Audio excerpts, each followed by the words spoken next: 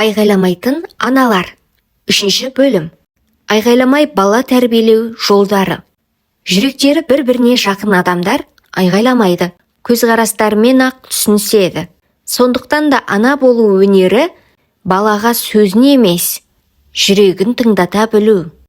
Балаға айғайламайық, сонда басымызға шықсын ба? Курстарыма қатысып жатқан аналардың алғашқы күні ақ ұрыспайды екен деп басымызға шығып кетпей ме дегенін көрдім. Негізінде жазалауға дайын тұратын аналардың аргументі: балаларымызды қателік жасағанда жазалауымыз керек, әйтпесе қанағатсыз және ерке шолжаң бала болып кетеді екеніне көзім жетті. Алайда баламызға айғайламау, мейірімді қатынас жасау, тәртіп енгізбеу дегеніміз жүгенсіз жіберіп қою емес. Мұндай нәрсе, яғни шектемеу, адамзат баласының табиғатына теріс келетін дүние. Әсіресе балалық шақ секілді өз айтқаным болсын деген бір кезеңде міндетті түрде белгілі бір шектеудің болуы маңызды.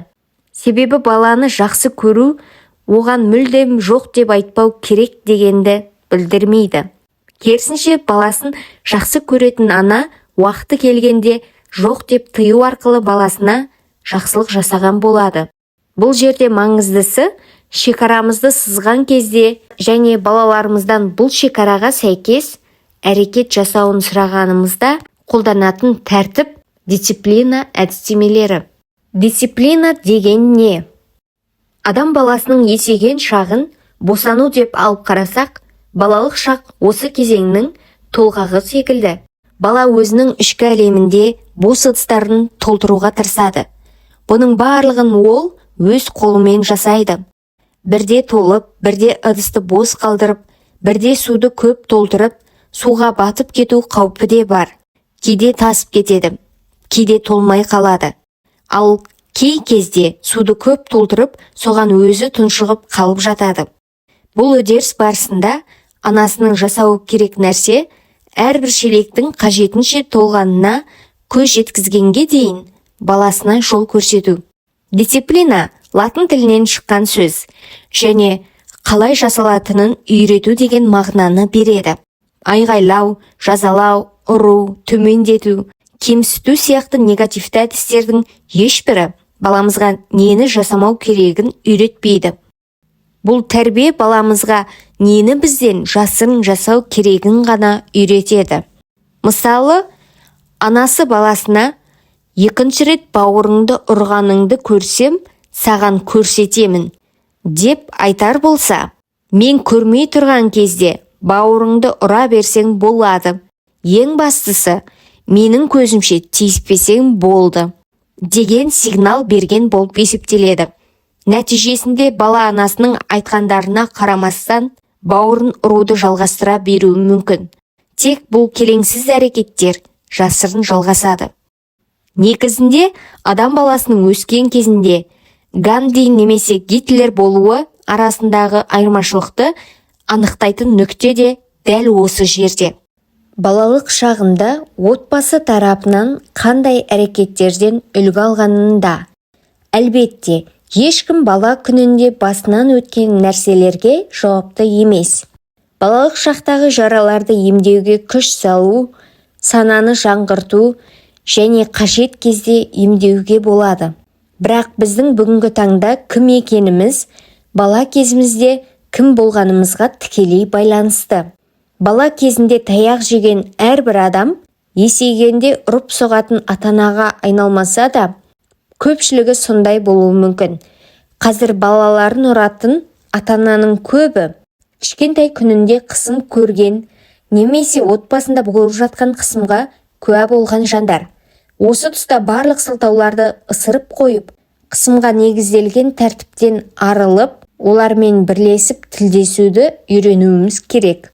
Мойындауымыз керек бір нәрсе, қазіргі заманда балаларымыз арасында байланыс орнату, бауыр басу үшін көбірек күш салуымыз керек. Себебі бауыр басудың ең негізгі ұғымдары саналатын адамдармен жақын қатынас, босану, бірге жатып ұйықтау, баланың анасын емуі, өмірдің алғашқы жылдарында анасымен жақын болуы сияқты түсініктердің өмірде жүзеге асуы қиындап бара жатыр. Біздің бала күнімізде аналарымыз ешқандай кітап оқымай-ақ, ақпараттың аздығына қарамастан табиғи бауыр басу каналдарын сол уақыттың жағдайына қарай өте жақсы білген. Біз болсақ, баланы жасанды жолмен ота жасатып дүниеге әкелу, балаларды бөтелкеден емізу, кішкентай жасынан бастап балабақшаға беру секілді істермен әуреміз. Әрине, заманың түлкі болса, тазы болып шал дегендей, өмірдің ағымынан да қалмау керек. Істелуі керек жұмыстар бір жағынан үй шаруасының әуресі, ана рөліміз үшін қажетті тыныштықтан бізді алсатуы мүмкін.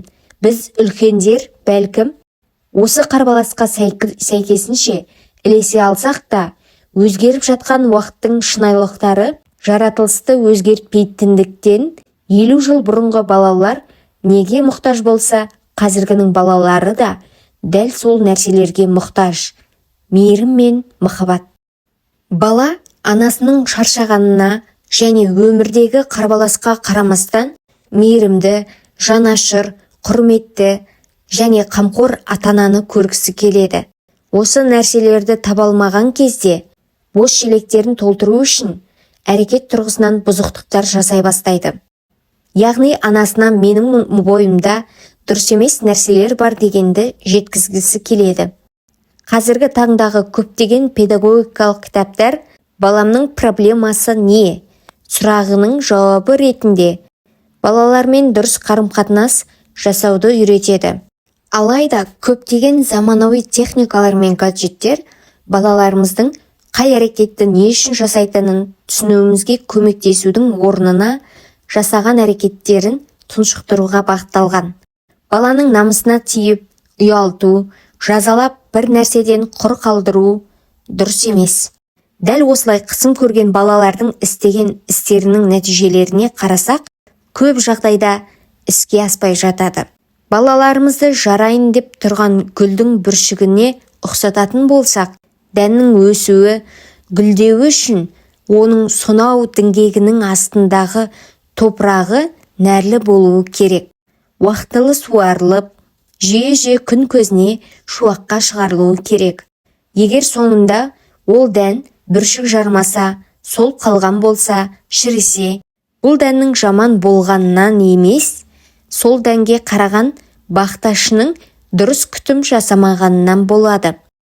Егер ата-ана баласына ашуланғанда айғайласа, оны ұрса, жүрегіне тиетін ауыр сөздер айтса, жазаласа, адами тұрғыдан ашуын бақылауға ала алмаса, баласына өтірік айтып, мысқылмен мазақтап, боқтап, қорқытып, жұлқылап, сілкілейтін болса, үйден қуып шығамын, сені тастап кетемін, анаң болмай қоямын, көшедегі сығандарға беріп жіберемін, көршінің баласына ана боламын деген сияқты баласын қабылдамау мағынасына келетін сөздер қолданатын болса, баланың әрқашан бір жерде отырғанын, шуламағанын, үйді шашпағанын, бір сөзбен айтқанда баланың үйде жоқ сияқты болғанын қаласа, көңіл күйі болмағанда жылағанын, қуанғанда күлгенін, ашуын көрсетпеуін, ештеңе сұрамағанын, қорыққан кезде анасына тығылғанын қаламаса,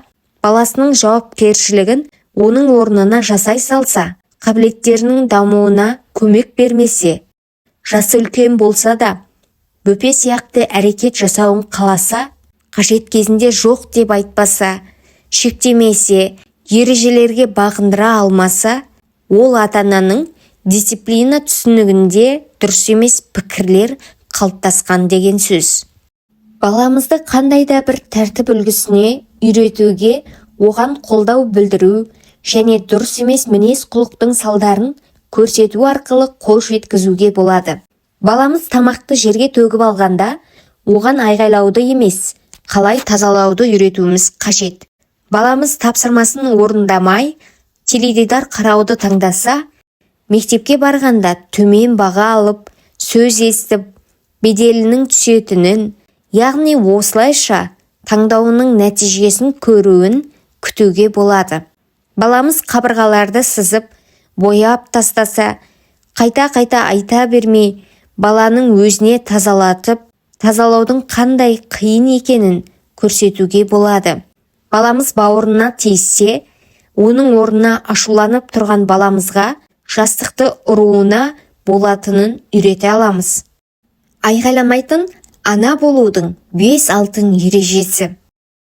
Бала туғаннан бастап өзіне тән болмысы мен темпераменті болады. Бұны білуіміз, қабылдауымыз керек.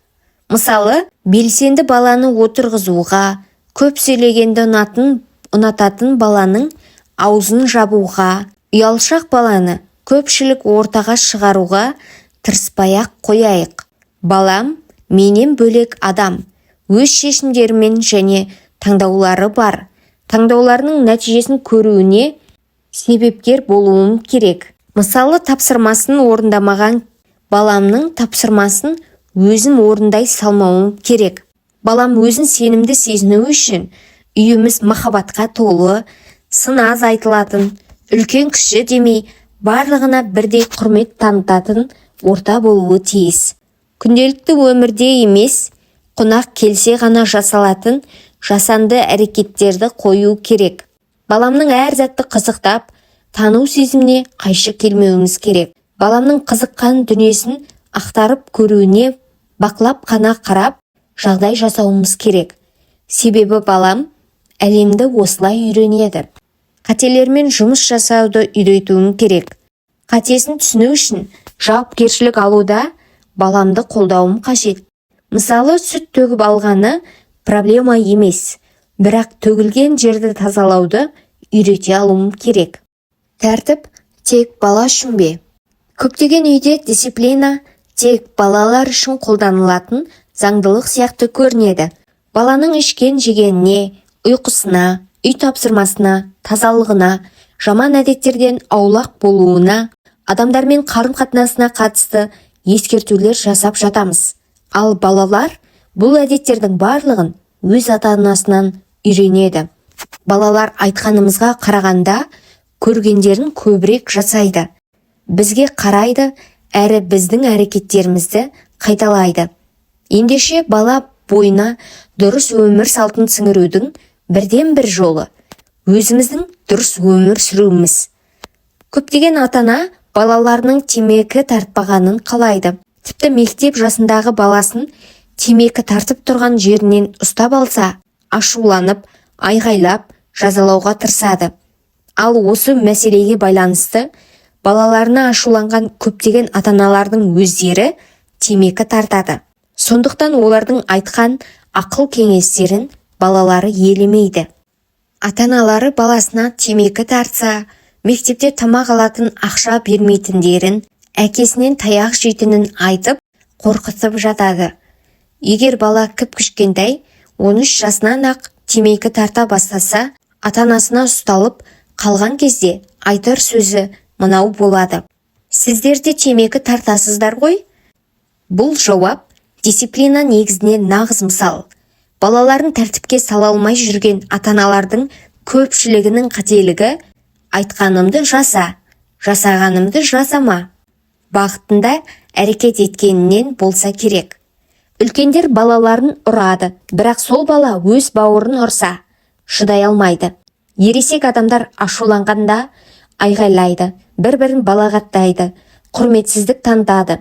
Бірақ балалары басқа біреуге ақымақ дей қалса болды, жазалауға дайын тұрады.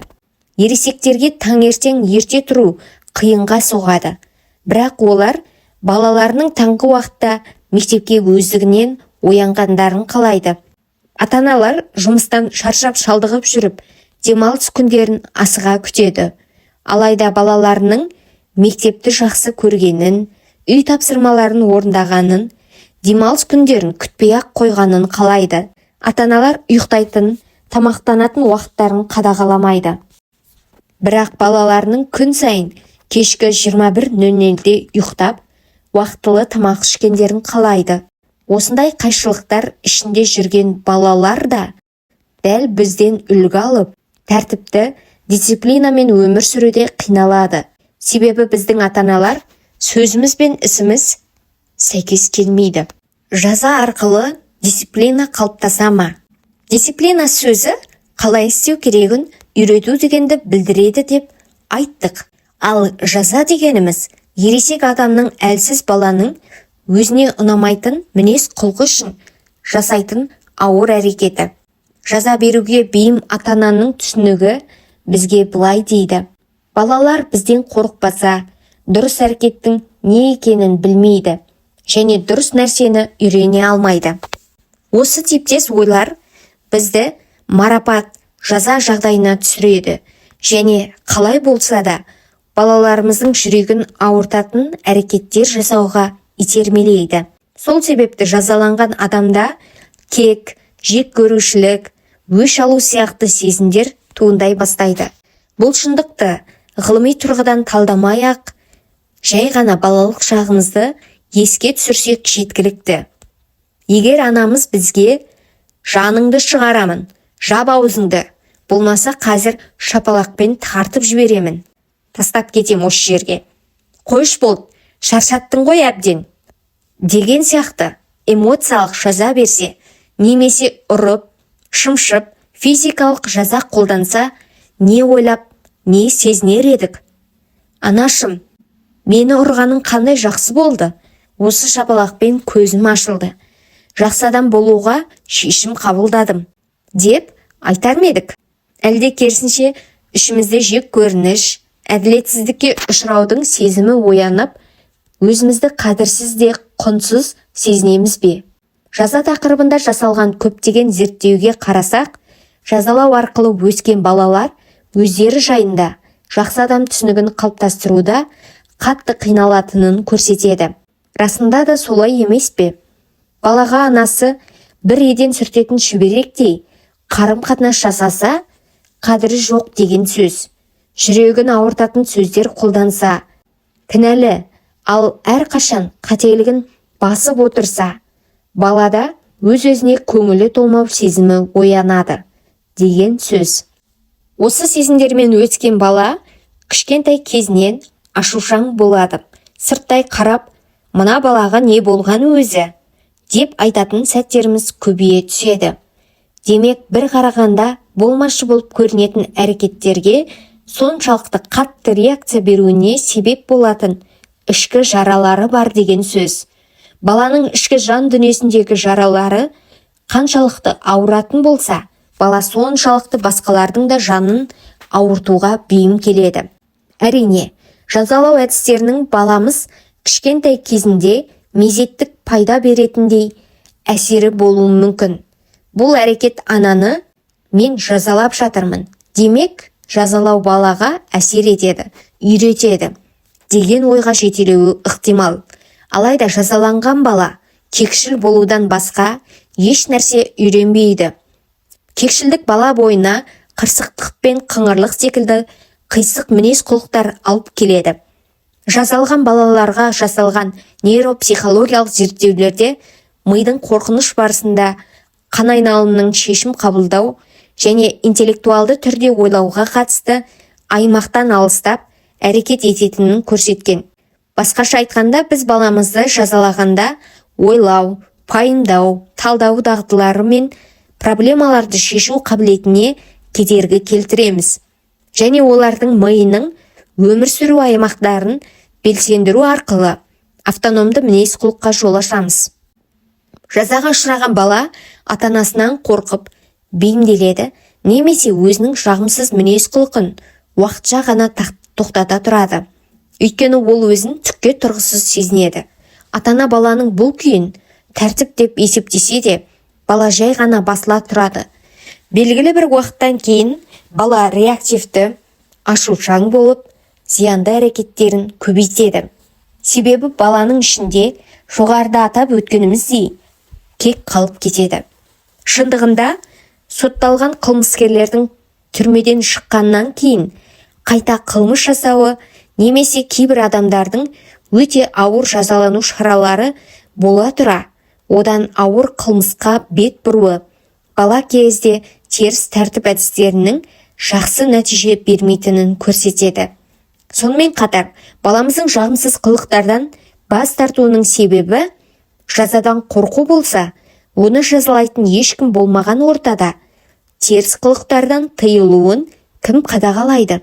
Балаларын күш қолдану арқылы тәртіпке саламын деп ойлайтын ата-аналардың тағы бір ойланатын мәселесі болуы керек. Егер біз оны балалық шағында жазалап, тәрбиелесек, онда жасөспірім шағында тәрбиелейтін қандай жоспарымыз бар? Жаза баланың кішкентай күнде қалыпты жағдай сияқты көрінгенімен, жасөспірім шағына келген кезде баламыздың ішіндегі жараның бетін тырнай түседі. Ата-аналарын ренжіту үшін есірткі пайдалану, намазын тастап кету, некеден тыс қарым-қатынасқа түсу және бұзық топтарға қосылу, бандалармен араласу сияқты экстремалды мінез-құлық үлгілері пайда болуы мүмкін. Өйткені баланың ата-анасы да көптеген жыл бойы өз балаларының жанына жара салған. Жан дүниесінде жарасы бар бала өзі байқамастан ата-анасының жүрегін ауырту үшін түрлі жаман әдеттерге барады. Ең жүректі ауыртатын жері сол. Осыларды жасау арқылы жараларын емдеудің орнына оның одан әрі тамыр жаюына жол ашады. Жара үлкейген сайын реактивті әрекеті көбейе түседі. Ол әрекет көбейген сайын балаға кері әсер етеді. Жазаланған балалардан 3 әрекет түрі байқалады. Біріншісі, қарсы шығу, реактивті болу. Бала өте гиперактивті түрде қарсы шығады, айғайлайды, ұрады, заттарға немесе бауырларына зиянын тигізеді. Немесе пассивті әдістер қолдана бастайды. Айтылып жатқан дүниені естімегендей болады. Керісінше жасайды, қырсығып, бұзықтық жасайды. Екіншісі, қашу, алыстау. Бұл әрекет физикалық немесе рухани тұрғыдан байқалады. Физикалық алыстаудың ең ауыры үйден қашу. Ал күнделікті көрінетін түрлері бөлмеден шықпау, отбасымен бірге уақыт өткізбеу, ешкіммен араласпау, жалғыз қалу, тағы басқа. Рухани тұрғыдан алыстау, бала үйде болса да анасына ашылмау, өз қиял әлемінде жүру, көзбен контакт құрудан қашу, отбасындағылармен қарым-қатынасын әлсіз деңгейде ұстау. Егер алдын алмаса, адами тұрғыдан дамуы артқа кетіп, аутизм сияқты процестерге апаруы мүмкін. Үшіншісі, асыра мойынсыну, деперсонализация. Біздің қоғамда жалпы мойынсыну мәдениеті қалыптасқан. Үлкендердің жанында жағаласып сөйлемейді, аяғының үстіне қайшылап қойып отырмайды, үлкендердің сөзін бөлмейді. Тағы басқа. Өйтпейді, бүйтпейділер өте көп. Ата-ананың айтқанын екетпеу сияқты түсініктеріміз кішкентайлардың үлкендерге толығымен бағынуы керек деген жүйені сипаттайды. Біз аналар балаларымыз туралы айтқанда міндетті түрде осы сөйлемдерді қолданатынымыз рас. Балам мені мүлдем ренжітпейді. Бар айтқанымды жасайды. Менің айтқанымнан шықпайды. Қасымнан шықпай жүреді. Әрине, бұл жүйе ата-ана үшін комфорт. Бала өз пікірін айтпай, ойланбастан бар айтқанын жасап, бағынып тұрған кезде ата-ана көп шаршамайды. Бұлай жасатудың ең төте жолы жазалау. Бағынып үйренген бала әрқашан бағынуға бейім болатынын білуіміз керек. Бала ер жетіп, желегі қатқанда да балалық шағында үйреніп қалғанындай өзінен күшті, беделді адамдардың қол астында болуды таңдайды. Бұл кей кезде жаман жолдағы ортаға жолықтырып, немесе өзіне қол көтеретін жолдас табуға апаруы да мүмкін. Ортасының дұрыс емес екенін, одан құтылуы керегі оған айтып түсіндірілсе де, және миымен мұны өзі біліп тұрса да, көп жағдайда жоқ деп айтуға күші жетпейді. Өзін ұрып жатқан адамға тоқта деп айта алмайды. Себебі анасы әрқашан баласына ұнамаса да, я деп айтқызып, қысыммен тәрбиелеген. Сонымен қатар, негатив дисциплина әдістемелері психологиямызға ғана емес, физиологиямызға да әсер етеді. Жазаланған, қысым көретін бала өкпе мен реніш салдарынан барлық адамға жоқ деп айта алмайтын тұлғаға айналады. Бұндай балалар уақыт өте келе астма, аллергия, рак, Альцгеймер ауруы, ЛСА, амиотрофиялық бүйірлік склероз ауруы сияқты бұлшықет және жүйке жүйесі ауруларына, экзема, седеф, псориаз сияқты өкпе және тері ауруларына жиі шалдығатындары дәлелденген. Ал енді махаббат, мейірім атмосферасында позитивті дисциплина методикаларымен тәрбиеленген балалардың иммунитеті жоғары болатыны және қысымда өсіп, мейірім көрмеген құрдастарына қарағанда өте жақсы дамыған, дені сау болатыны дәлелденген. Балаларымыздың тек психологиялық саулығы үшін емес, физиологиялық саулығы үшін айғайламайтын ана болуға ниет етуіміз өте маңызды. Жаза іске аспайды. Себебі жазаланған бала жасаған қателігінің өтеуін өтедім деп ойлайды. Сондықтан да ол мінез құлқының дұрыс емес жағын ойламайды. Өкінбейді де, өзгермейді де. Керісінше, анашым ұрды деп сізді кінәлайды. Жазаланған баланың бойында ата-анасына деген ашу, ыза, кек, өшпенділік болады. Бұл сезімдер қарсы тарапқа да беріледі. Әдетте оғаш мінез танытқан бала өзін өзі кінәлап, түзелуге ниеттенеді. Ал жазаланғанда ар-намысын қорғау үшін ата-анасын кінәлай түседі. Бұндай жағдайда бала өзінің мінез құлқына емес, ата-анасының мінез құлқына назар аудара бастайды. Қысым жұқпалы ауру секілді құбылыс. Қысым көрген бала өзі де қысым көрсетуге бейім болады. Оқиғаларды айқаймен, ұрыспен шешуге тырысады. Бұзақылығы, қырсықтығы көбейе түседі. Жазалаушы ата-ана сол сәттегі ашуын баласына шығарып, жеңілдеп қалғандай болса да, арада аз уақыт өткен соң өкініп, ұялып, өзін жайсыз сезіне бастайды. Бұл жайсыз сезімнен арылу үшін барлық нәрсеге рұқсат беретін, махаббат, мейірімін асыра төгетін ана бола қалады. Ананың бойындағы бұл ауыспалы эмоционалдық күйлер баланы мазасыздандырады. Әрі психологиялық тұрғыда өте терең жаралануына себеп болуы мүмкін. Бұл жағымсыз жайттар баланың стресске түсуіне себеп болады. Жазаланған бала өзінің әрекетін емес, өзін жаманмын деп ойлайды. Жаманмын деп ойлайтын адамдар жаман адамдарға тән нәрселерді жасаудан тартынбайды. Балалар неге қателік істейді? Әрбір мінез құлық астарында жеке мотивация, қажеттілік және эмоционалдық күй болғанымен, негативті мінез құлыққа себеп болар үш түрлі фактор бар. Біріншісі, жағымсыз эмоциялар.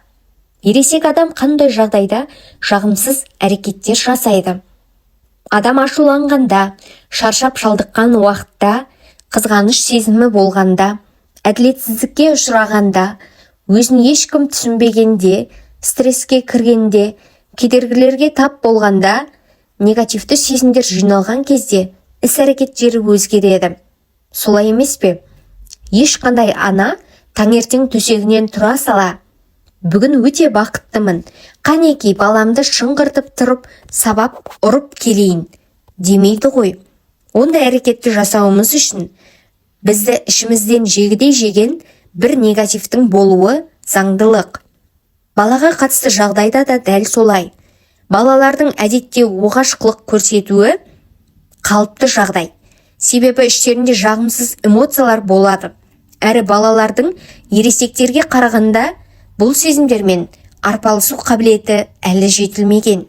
Әсіресе мектепке дейінгі балалар ашуланғанда, қызғанғанда, өзіне тыйым салынғанда көңіл күй сезімдерін дұрыс басқара алмайды.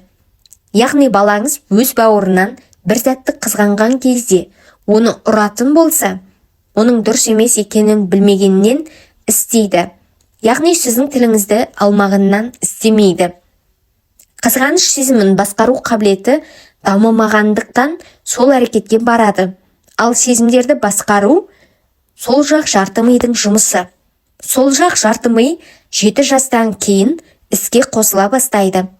Жаратушы Алланың өзі 7 жасқа дейінгі баланың сол жақ жарты миының жұмысын іске қоспаған түрде сіздің дауыс көтеріп, баладан іс-әрекетінің дұрыс болуын талап етуіңіз орынды ма?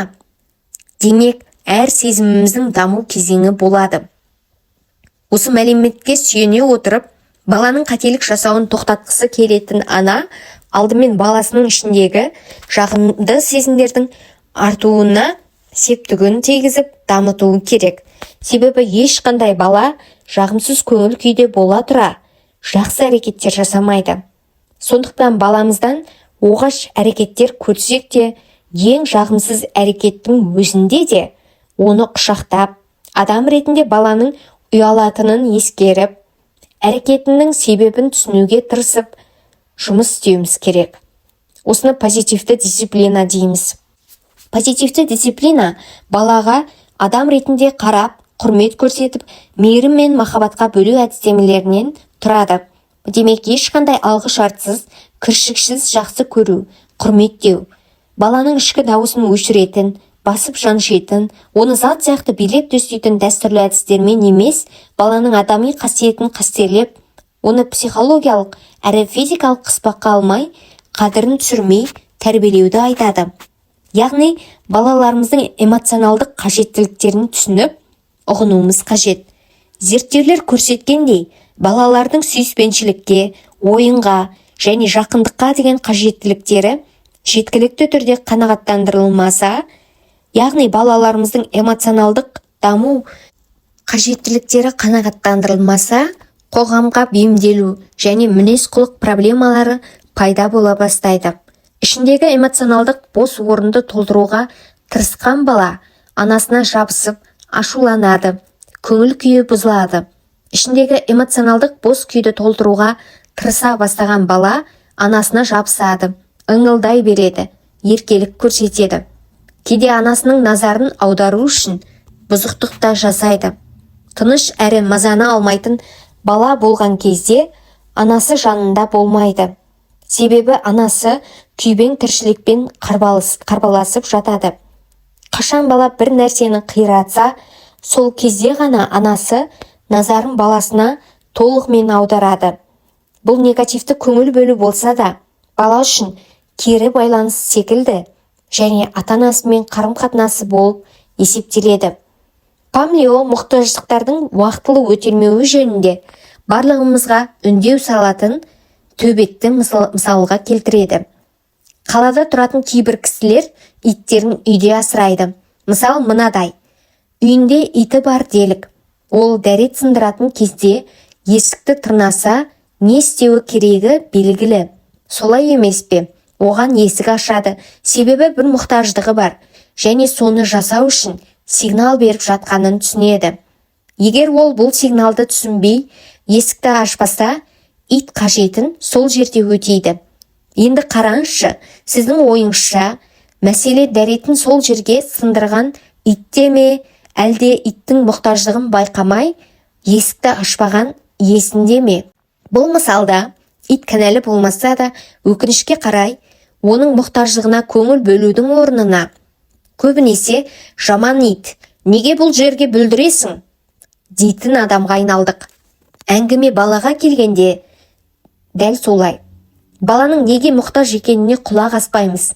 Бала маған көңіл бөлші, анашым деп жыласа, байыбына бармастан, бұл бала тағы не бүлдірді, деп айғайға басамыз. Алайда біздің айғайлауымыз бала мұқтаждығының орнын толтырмайды да, жол көрсетіп жөн сілтемейді де. Сол себепті балаларымыздың болмашы әрекетіне қатысты ең алдымен қояр сұрағымыз: бұл әрекетін қалай қойдырамын? Емес, балам неге мұқтаж болуы керек? Осылайша қателіктердің түпкі сырларын түсінетін боламыз. Тағы бір мәселе баланың білмей істеуі.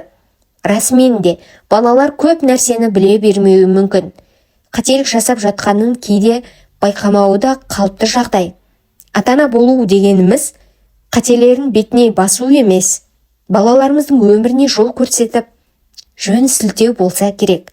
Қателіктерді өзіміз істемеу арқылы оларға өнеге көрсетіп, балаларымыздың жаман әрекетке бармауы үшін эмоционалдық қолдау көрсетуіміз қажет.